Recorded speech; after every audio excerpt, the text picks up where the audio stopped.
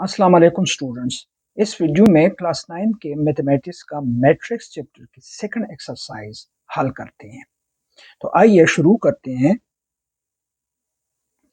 पहले क्वेश्चन से। और पहला क्वेश्चन आप देख रही हैं स्क्रीन पे कि from the following matrices identify unit matrices, row matrices, column matrices and null matrices. तो आइए पहले देखते हैं यूनिट मैट्रिसेस।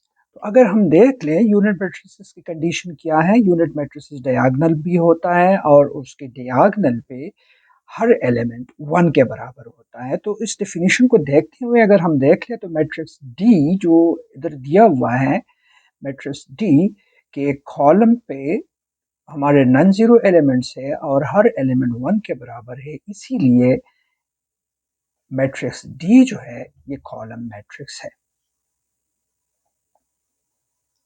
फिर अगर हम रो मैट्रिसेस देख ले तो रो मैट्रिसेस वो मैट्रिसेस होती हैं जिसके मैट्रिक्स में सिर्फ एक ही रो हो, और वो अगर हम इन मैट्रिसेस में देख ले तो बी मैट्रिक्स के अंदर सिर्फ एक ही रो है।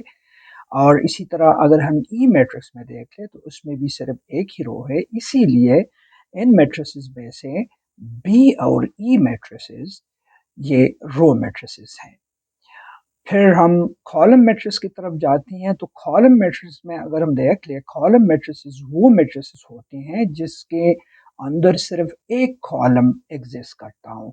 तो इस डेफिनेशन को देखते हुए अगर हम मैट्रिक्स सी को देख ले तो सी के अंदर सिर्फ एक ही कॉलम है। सो मैट्रिक्स सी एक कॉलम मैट्रिक्स है। और इसी तरह अगर हम मैट्रिक्स ई को देख ले तो इसमें भी एक ही कॉलम है, तो सो ये भी कॉलम मैट्रिक्स है। और अगर हम मैट्रिक्स एफ की तरफ आ जाए तो मैट्रिक्स एफ के अंदर भी सिर्फ एक ही कॉलम है, तो इसीलिए ये भी एक कॉलम मैट्रिक्स है। तो so matrices C E and F given matrices में से कॉलम मैट्रिसेस है, इसीलिए ये कॉलम मैट्रिसेस हैं। आखिर में हम इन मैट्रिसेस में नल मैट्रिक्स को देखते हैं। तो नल मैट्रिसेस वो मैट्रिसेस होते हैं जिनके सारे एलिमेंट्स जीरो के बराबर हो। तो इस डेफिनेशन को देखते हुए अगर हम देखें तो मैट्रिक्स ए के एलिमेंट्स जितने भी हैं वो सारे मैट्रिसेस वो सारे एलिमेंट्स जीरो के बराबर हैं, तो इसीलिए ये मैट्रिक्स एक नल मैट्रिक्स है। और इसी तरह अगर हम मैट्रिक्स ई को देख ले तो उसके अंदर अगरचे एक ही एलिमेंट है लेकिन वो एलिमेंट जीरो के बराबर है, इसीलिए मैट्रिक्स ई भी एक नल मैट्रिक्स है। सो नल मैट्रिसेस इन मैट्रिसेस में मैट्रिक्स ए और ई ये नल मैट्रिसेस हैं। अच्छा, अब दूसरे क्वेश्चन की तरफ जाते हैं। दूसरे क्वेश्चन में हमें मुख्तलिफ मैट्रिसेस दिए हुई हैं और इन मैट्रिसेस में से हमने मुख्तलिफ किस्म के मैट्रिसेस को की शनाख्त करनी है। So from the following matrices identify square matrices. तो सबसे पहले हम इनमें से स्क्वायर मैट्रिसेस देखते हैं और हमें तारीफ से पता चलता है कि स्क्वायर मैट्रिसेस वो मैट्रिसेस होती हैं जिनके number of rose number of columns के बराबर हों। तो इस तारीफ को देखते हुए अगर मैं जो थर्ड नंबर पे मैट्रिक्स है ये वाली मैट्रिक्स, इस मैट्रिक्स के अंदर दो रोज है और दो कॉलम्स है, इसीलिए ये मैट्रिक्स स्क्वायर मैट्रिक्स है। इसी तरह अगर मैं फोर्थ मैट्रिक्स पे आ जाऊं तो फोर्थ मैट्रिक्स में भी दो रोज हैं और दो कॉलम्स है, तो ये भी एक स्क्वायर मैट्रिक्स है। और अगर मैं 8 नंबर पे आ जाऊं तो 8 नंबर में जो मैट्रिक्स हमें दी हुई है इसके अंदर 3 रोज हैं और 3 कॉलम्स है, इसीलिए इसका ऑर्डर 3 by 3 है और ये भी एक स्क्वायर मैट्रिक्स है। तो सो 3, 4 और 8 में जो मैट्रिसेस हमें दी हुई है वो सारी मैट्रिसेस स्क्वायर मैट्रिसेस है, जिसमें पहले दो का जो ऑर्डर है वो 2 by 2 है और जो 8 में मैट्रिक्स है वो 3 by 3 है। अब बी चॉइस पे जाते हैं रेक्टेंगुलर मैट्रिसेस। तो रेक्टेंगुलर मैट्रिसेस वो मैट्रिसेस होती हैं जिनके ऑर्डर बराबर ना हो, यानी उनके अंदर नंबर ऑफ रोज और नंबर ऑफ कॉलम्स मुख्तलिफ हो। तो इस डिफिनीशन को देखते हुए अगर हम देख लें तो मैट्रिक्स वन के जो पार्ट 1 में हमें मैट्रिक्स दी हुई है। अगर इसको हम देख लें तो इसके अंदर 3 कॉलम्स हैं और साथ 2 रोज हैं। तो इसीलिए मैट्रिक्स 1 में इधर लिखता हूँ, इसलिए मैट्रिक्स 1 में इधर लिखता हूँ तो ये रेक्टेंगुलर मैट्रिक्स है। और इससे आगे अगर मैं जाऊँ मैट्रिक्स 2 पे तो 2 में हमारे पास 3 रोज है और एक कॉलम है। तो इसीलिए वो भी मैं इधर रखता हूँ कि इसके अंदर कॉलम और रोज आपस में बराबर नहीं है। फिर अगर मैं जाऊँ 5th नंबर पे तो 5th नंबर पे जो मैट्रिक्स हमें दी हुई है उस मैट्रिक्स के अंदर 3 हमारे पास रोज हैं और 2 कॉलम्स है। तो इसीलिए इस मैट्रिक्स को भी मैं यहाँ पे शामिल करता हूँ। और फिर अगर मैं 6 पे जाऊँ तो 6 के अंदर 3 हमारे पास कॉलम्स है और एक रो है। तो इसीलिए वो 6 नंबर मैट्रिक्स को भी मैं यहाँ पे रख देता हूँ। और से इसी तरह अगर मैं 7 पे आ जाऊँ तो 7 में एक कॉलम और 3 रोज है। तो इसीलिए 7 को भी मैंने इस लिस्ट में शामिल कर दिया है।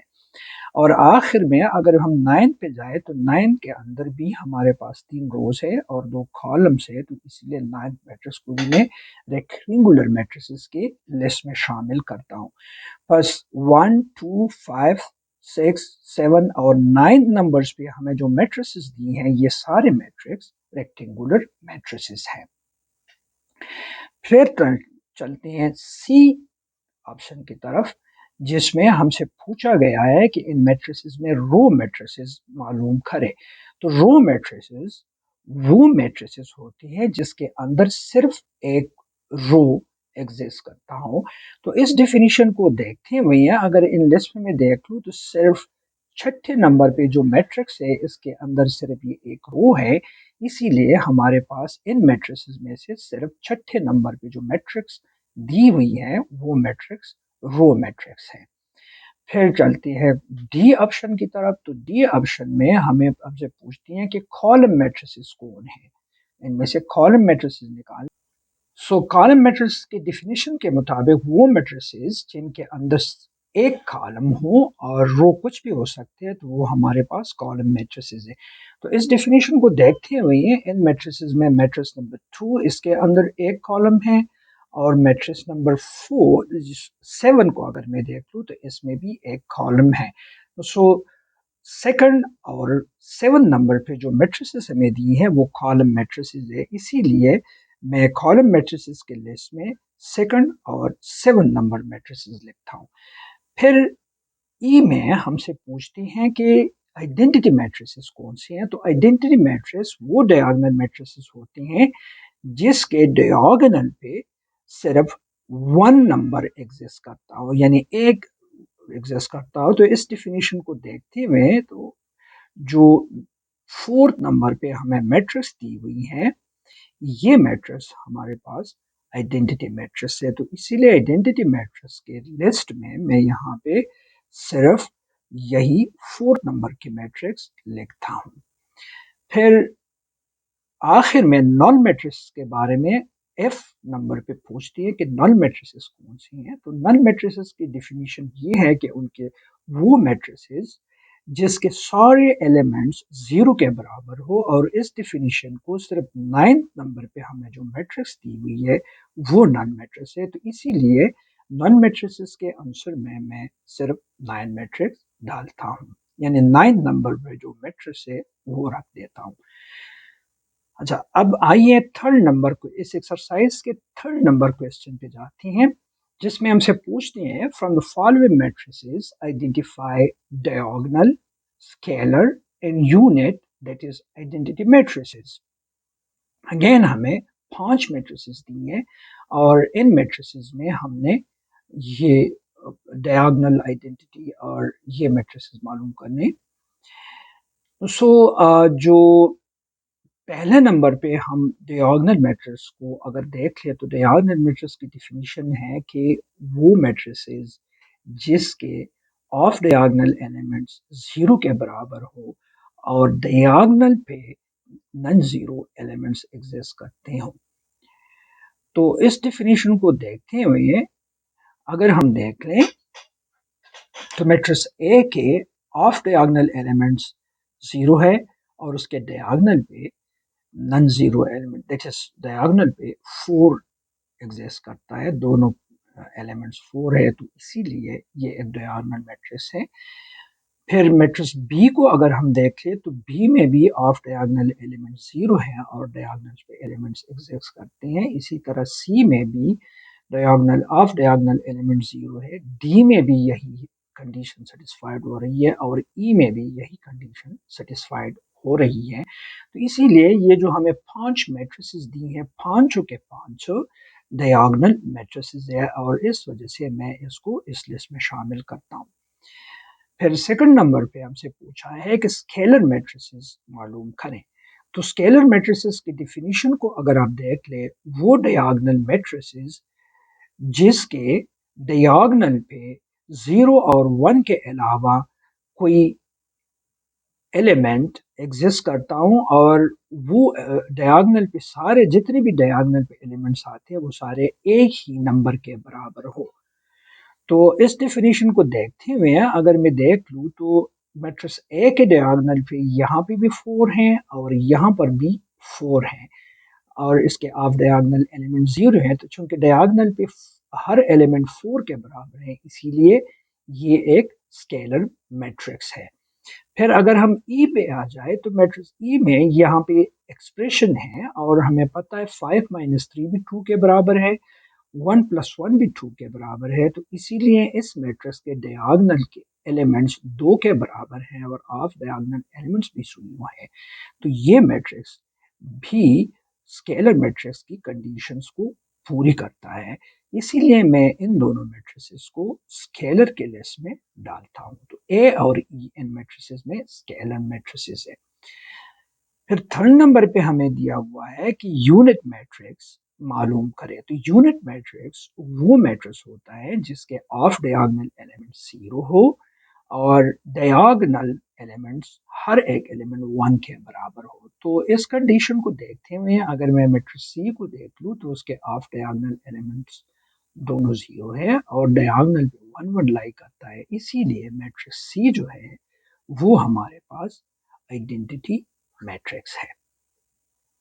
अब आइए क्वेश्चन नंबर 4 की तरफ जाती हैं। क्वेश्चन नंबर 4 में हमसे पूछती हैं कि find negative of matrices A B C D in E when हमें दिया हुआ है ए इज गिवन। अब हमें पहले नेगेटिव मैट्रिक्स की डिफिनीशन की तरफ जाना चाहिए। किसी भी मैट्रिक्स का नेगेटिव मैट्रिक्स हासिल करने के लिए हम उस मैट्रिक्स को माइनस से मल्टीप्लाइड करते हैं। तो इसीलिए अगर मैं मैट्रिक्स ए का नेगेटिव मैट्रिक्स मालूम करता हूं तो मैं मैट्रिक्स ए को माइनस से मल्टीप्लाइड करूंगा, यानी मैट्रिक्स ए के हर एलिमेंट को हम माइनस से मल्टीप्लाइड करेंगे। तो अगर मैं ये काम करूं, अब ये माइनस इस एलिमेंट के साथ भी मल्टीप्लाइड होगा, इसके साथ भी मल्टीप्लाइड होगा और इसके साथ भी मल्टीप्लाइड होगा। कहने का मतलब ये कि इस मैट्रिक्स के अंदर जो एलिमेंट्स प्लस है वो माइनस हो जाएंगे और जो एलिमेंट्स माइनस है वो प्लस हो जाएंगे। यानी हम ये करते हैं कि इसके साथ भी मैंने माइनस से मल्टीप्लाइड किया, क्योंकि जीरो को हम माइनस लिखते ही नहीं है तो इसलिए मैंने माइनस यहाँ से रिमूव किया हुआ है और माइनस 1 को भी मैं माइनस से मल्टीप्लाइड करता हूँ तो माइनस टाइम माइनस से प्लस बन जाता है। इसीलिए ये जो मैट्रिक्स है ये हमारे पास मैट्रिक्स ए का माइनस मैट्रिक्स है। ये मैट्रिक्स ए है जिसके जो पॉजिटिव एलिमेंट्स है वो इधर माइनस हो गई है। अब अगर मैं मैट्रिक्स बी का नेगेटिव मालूम करूं तो मैं उसी तरह से मैं बी को भी माइनस से मल्टीप्लाइड करूंगा और अगर वो मैं कर लूँ तो हर एलिमेंट का साइन रिवर्स हो जाएगा, यानी जो पॉजिटिव एलिमेंट्स है ये तीन ये नेगेटिव हो जाएंगे और ये नेगेटिव एलिमेंट पॉजिटिव हो जाएगा। तो इसीलिए ये मैट्रिक्स बी का नेगेटिव मैट्रिक्स है। और अगर मैं सी का नेगेटिव मैट्रिक्स मालूम करूं तो उसके साथ भी माइनस से मल्टीप्लाइड करूंगा, क्योंकि सी के अंदर अगर आप देख ले तो सारे एलिमेंट्स पॉजिटिव है, इसीलिए माइनस माइनस से मल्टीप्लाइड करें तो ये सारे एलिमेंट्स नेगेटिव हो जाएंगे। तो इसको मैं इस तरह से करता हूँ, यहाँ पे सारे एलिमेंट्स नेगेटिव हो गए। तो सो ये जो मैट्रिक्स है ये सी मैट्रिक्स का नेगेटिव मैट्रिक्स है। अगर हम डी मैट्रिक्स की तरफ जाए तो यही अमल अगर मैं डी के साथ भी कर लूँ, तो डी के अंदर जो पॉजिटिव एलिमेंट्स है ये दो पॉजिटिव है और ये दो नेगेटिव है, तो ये नेगेटिव एलिमेंट्स पॉजिटिव हो जाएंगे और जो पॉजिटिव एलिमेंट्स है वो नेगेटिव हो जाएंगे। तो अगर ये मल्टीप्लिकेशन में कैरी ऑन करूँ तो ये सिचुएशन बन जाती है, यानी जो पॉजिटिव एलिमेंट्स थे वो नेगेटिव बन गए और जो नेगेटिव एलिमेंट्स थे वो पॉजिटिव हो गई हैं। फिर लास्ट वन को अगर हम देख ले तो उसके साथ अगर यही अमल हम रिपीट करें तो पॉजिटिव एलिमेंट्स नेगेटिव हो जाएंगे और नेगेटिव पॉजिटिव हो जाएंगे। अब ई में देख ले ये तीन एलिमेंट्स पॉजिटिव है और अब ये तीन एलिमेंट्स यहाँ पे नेगेटिव हो गए। सो इसी तरह हम मैट्रिसेस के नेगेटिव मैट्रिसेस मालूम करते हैं, यानी हर एलिमेंट को हम माइनस से मल्टीप्लाइड करते हैं तो उसके अंदर जो नेगेटिव एलिमेंट्स होते हैं वो प्लस बन जाते हैं और जो पॉजिटिव एलिमेंट्स होते हैं वो नेगेटिव हो जाते हैं। अब आइए लास्ट क्वेश्चन में शायद फिफ्थ क्वेश्चन की तरफ चलते हैं।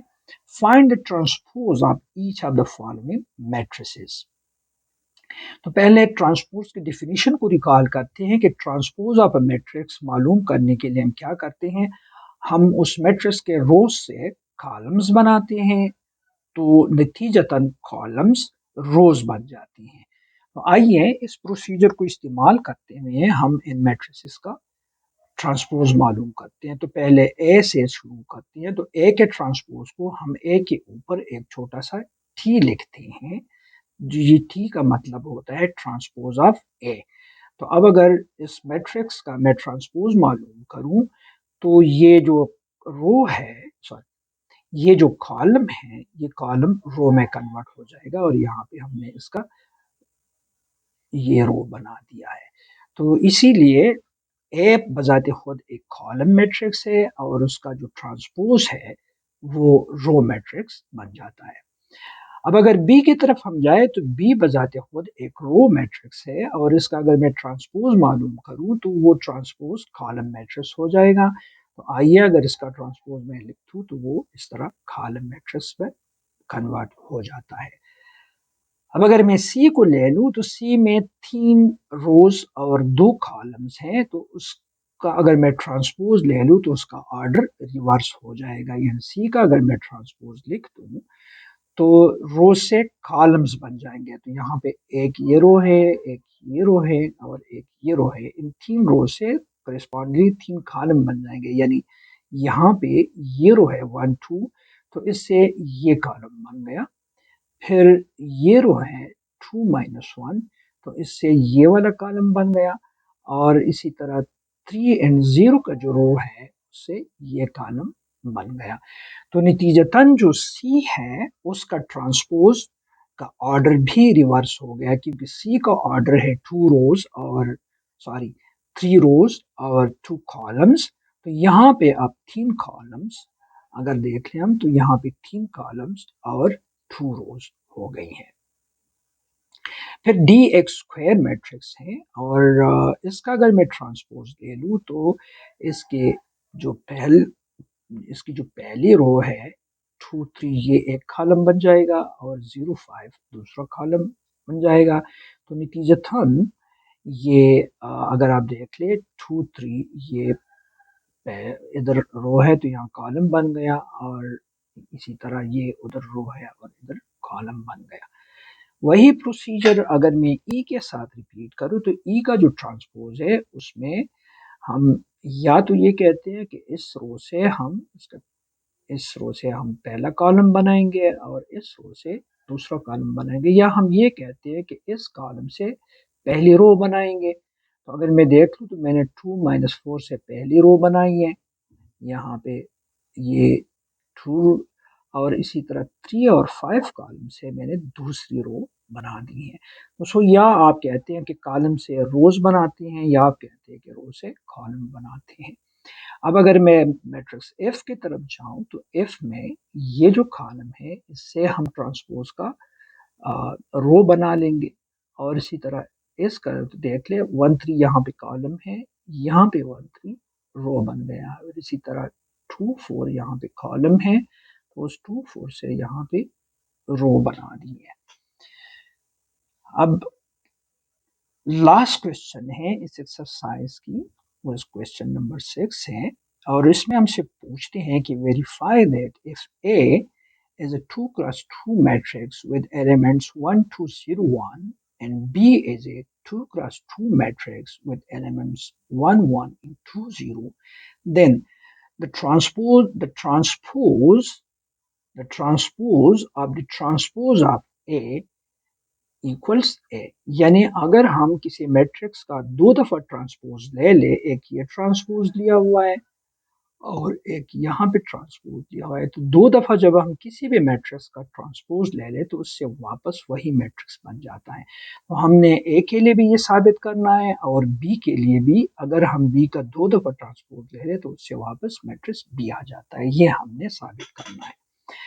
तो पहले क्वेश्चन को हम लेते हैं जिसमें हम पहले ए का ट्रांसपोज लेते हैं। तो ए का ट्रांसपोज पहले मैं मैट्रिक्स ए लिख लेता हूँ और फिर इसके ऊपर ये टी डालता हूँ, ये मैट्रिक्स ए उसके टी डाल दिया है। तो ट्रांसपोज क्या कर देगा, ट्रांसपोज इस रो से कॉलम बनाएगा और मैंने यहाँ पे इसका कॉलम लिख दिया है। फिर इस रो से दूसरी कॉलम, फिर ये कॉलम आ गई।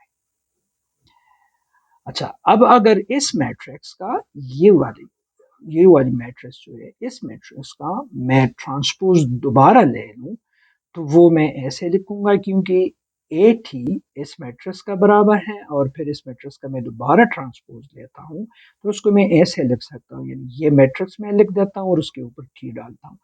अब अगर इस मैट्रिक्स का मैं ट्रांसपोज लिखूं तो इसके रो से अगेन मैं कॉलम बना दूंगा। ठीक है, तो इधर देख ले 1 0 रो है, तो ये 1 0 इधर मैंने कॉलम में लिख दिया है और फिर 2 1 यहाँ पे रो है और इस 2 1 को दोबारा मैं कॉलम में लिख देता हूँ। तो इस मैट्रिक्स को अब अगर आप देख ले तो ये एग्जैक्टली मैट्रिक्स ए के बराबर है, सो इसको मैं ए लिखता हूँ, जो कि ये कंडीशन है। So the double transpose of A matrix हमेशा वापस वही मैट्रिक्स पैदा करता है। इसी तरह अगर मैं बी मैट्रिक्स के साथ ये प्रोसीजर रिपीट करूँ तो ये मैं लिखता हूँ, बी का पहले मैं ट्रांसपोज लिखता हूँ, तो ट्रांसपोज लिखने के लिए ये बी मैट्रिक्स हो गया और यहाँ पे मैं उसका ट्रांसपोज डालता हूँ। अब अगर इसका मैं ट्रांसपोज ले लूँ तो ये जो कॉलम है 1 2 इससे रो बन जाएगा और ये जो कॉलम है 1 0 इससे दूसरी रो बन जाएगी। तो इसीलिए मैंने यहाँ पे जो 1/2 है कॉलम में, उनको मैंने रो में लिख दिया है और जो 1 0 है कॉलम में, उनको मैंने इधर रो में लिख दिया है। So the transpose of BT equals this matrix, ये मैट्रिक्स हमें ट्रांसपोज ऑफ बी दे रहा है। अब अगर इस BT का मैं दोबारा ट्रांसपोज ले लूं तो इसका मतलब है कि मैं इस मैट्रिक्स का ट्रांसपोज लूंगा, तो पहले मैं इस मैट्रिक्स को लिखता हूं और फिर उसके ऊपर ट्रांसपोज डालता हूं। तो अब अगर ये ट्रांसपोज मैं इस पे अप्लाई करूं तो ये जो रो है ये दोबारा कॉलम बन जाएगा और ये रो इससे दूसरा कॉलम बन जाएगा। तो इसीलिए अगर आप देख लें ये जो रो है 1/2 से जो बना हुआ है उससे मैंने कॉलम बना दिया और 1/0 जो रो है उससे मैंने ये कॉलम बना दिया। अब अगर आप इस मैट्रिक्स को देख लें तो ये मैट्रिक्स एग्जैक्टली ये मैट्रिक्स है, यानी मैट्रिक्स बी है। तो दैट मीन्स कि the double transpose of B is exactly equal to B, यानी हम उससे वापस वही मैट्रिक्स हासिल करते हैं। ओके, विद दैट डन, अगर आप साफी मैक्स में नए हैं और अभी तक आपने साफी मैक्स को सब्सक्राइब नहीं किया है तो मजीद वीडियोस देखने के लिए आप साफी मैक्स को सब्सक्राइब करें। और अगर ये वीडियो आपको पसंद आई हो और इससे आपको चीज़ें समझ आ गई हो तो इसको लाइक भी करें और अपने दूसरे फ्रेंड्स के साथ शेयर भी करें और उनको सजेस्ट भी करें। Thanks for watching.